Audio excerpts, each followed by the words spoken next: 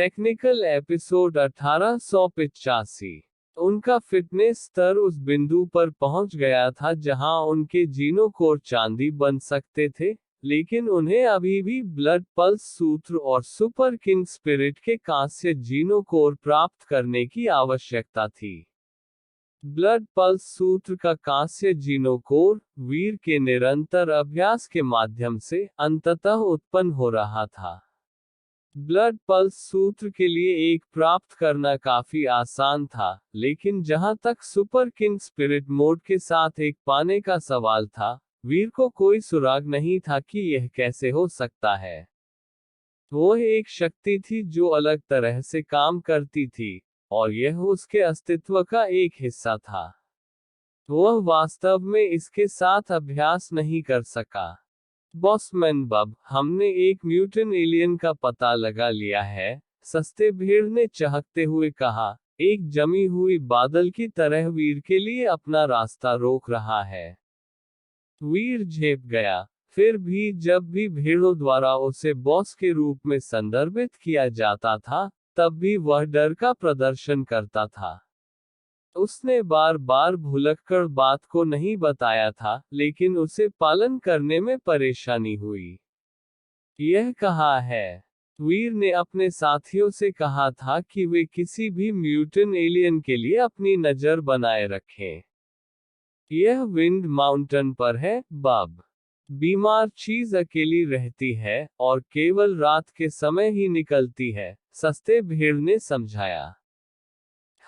अच्छा काम। फिर हम आज रात इसकी जांच करेंगे।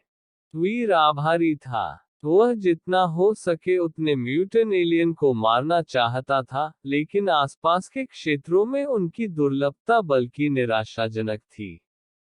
सस्ती भेड़ ने वीर और बावा को उस स्थान तक पहुंचाया जहां कहा जाता था कि वह एलियन रहता था। रेड पोनी और स्टारसी डेविल आने के लिए बहुत छोटे और अविकसित थे, इसलिए वीर ने उन्हें आश्रय में पीछे छोड़ दिया। विंड माउंटेन में एक घाटी या अधिक आकार का गलच था, जो पहाड़ को दो भागों में विभाजित करता था।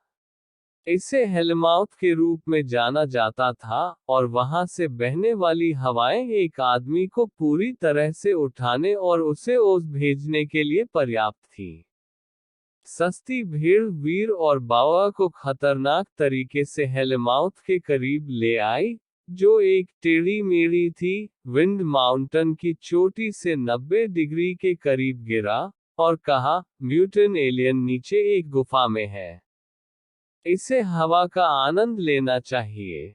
लेकिन चिंता मत करो, रात होने पर यह बाहर आ जाएगा, बब। ठीक है, तुम वापस जाओ। वीर ने भेड़ों से कहा, जैसे ही उसने उस अजीब पहाड़ को देखा जिसे उन्होंने तराशा था। मैं तुम्हें यहाँ बिल्कुल अकेला नहीं छोड़ सकता, बब। मुझे रहने दो और मदद करने दो, सस्ती भेड़ ने विनती की। वीर जानता था कि भेड़ एक डरावनी बिल्ली है, और खुद को कुछ ब्राउनी पॉइंट अर्जित करने के लिए यह एक कार्य करना था। नहीं, आपने काफी किया है। अच्छी नौकरी ढूंढना, मैं बाकी संभाल लूंगा। वीर किसी भी चीज से ज्यादा नहीं चाहता था कि भेड़ का चरित्र उसके लिए दुर्भाग्य लाए। उनकी उपस्थिति ने उन्हें लगभग दुर्भाग्यपूर्ण कुमारेश के साथ उनके पलायन की याद दिला दी। सस्ती भेड़ ने वैसा ही किया जैसा उससे बताया गया था, लेकिन वह वीर के जाने के दौरान पीछे मुड़कर देखता रहा। वह लगभग पहाड़ से पीछे की ओर लौट रहा था। वीर को एक ऐसी जगह मिली जहां वह थोड़ी देर आराम से रह सके, और वहां उसने अपने और बावा के आराम करने के लिए एक एयरबेड फुलाया। उन्होंने शेष दिन आकाश को निहारते हुए बिताया। पिताजी, क्या माँ को बच्चा है? बावा ने आश्चर्यजनक रूप से गंभीर स्वर में पूछा। हाँ, तुम एक बड़ी बहन बनोगी, वीर ने एक आश्वस्त मुस्कान के साथ कहा। पिताजी, जब आपके पास एक और बच्चा होगा, क्या आप अभी भी मुझे चाहेंगे? जब वह बोल रही थी तो बावा काफी परेशान दिख रही थी, मानो वह आंसू बहने की कगार पर हो। वीर ने अपना सिर सहलाया, उसे शक था कि ऐसा कोई सवाल उठ सकता है। उसने उसे आश्वासन दिया, बेशक मैं तुम्हें चाहूंगा।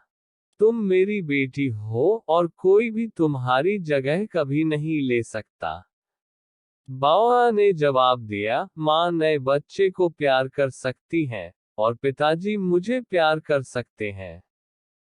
ठीक है, अगर आप ऐसा ही चाहते हैं। वीर यह सोचने के लिए रुक गया कि वह उससे इस तरह की स्थिति को सबसे अच्छी तरह से कैसे समझा सकता है, और जब उसने फैसला किया, तो उसने उससे कहा, लेकिन हम सभी के दिलों में एक दूसरे को समान रूप से प्यार करने के लिए पर्याप्त जगह है। और क्या अधिक है, तुम एक बड़ी बहन बनोगी। इसका मतलब है कि जैसे जैसे वे बड़े होंगे, आपके ऊपर नए बच्चे की देखभाल करने की जिम्मेदारी होगी। मैं अपने लौकी को किसी भी व्यक्ति के पर जाम कर दूंगा जो मेरे भविष्य के भाई के साथ खिलवाड़ करने की कोशिश करता है। बावा ने घोषणा की, अपनी मुट्ठी बंद करके और ऊपर की ओर गति करते हुए। यह सुनकर वीर मुस्कुराया। लेकिन तभी अचानक उसकी नजर एक बड़ी सफेद छिपकली पर पड़ी जो चट्टान की दीवार पर चढ़ रही थी। यह 3 मीटर लंबा, तराशा हुआ एलियन था। यह वास्तव में एक बड़े आकार की, अल्बिनो छिपकली की तरह था, इसके सिर पर अजीब अलंकरण को छोड़कर।